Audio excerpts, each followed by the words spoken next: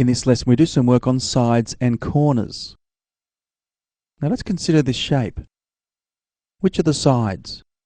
Well, there's a side, there's another side, and another side. It's got four sides.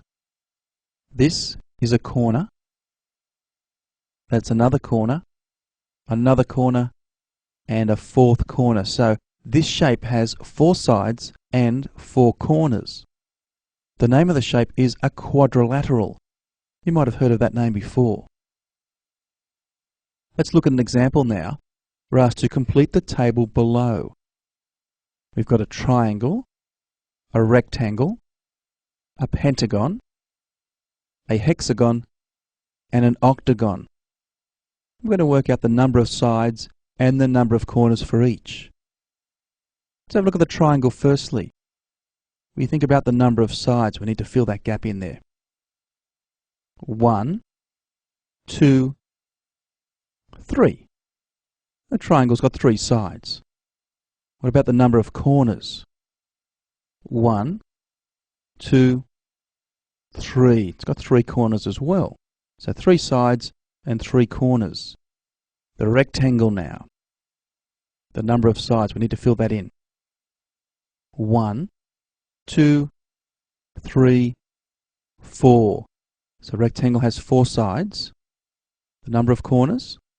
1, 2, 3, 4. It's got 4 corners. So 4 sides and 4 corners. The pentagon. You may already know the answer to these. Let's see. Number of sides firstly. Let's count. 1, 2, 3, 4, 5. Of course, a pentagon has 5 sides. The number of corners now? 1, 2, 3, 4, 5. It's got 5 corners. The hexagon. Let's check out the number of sides.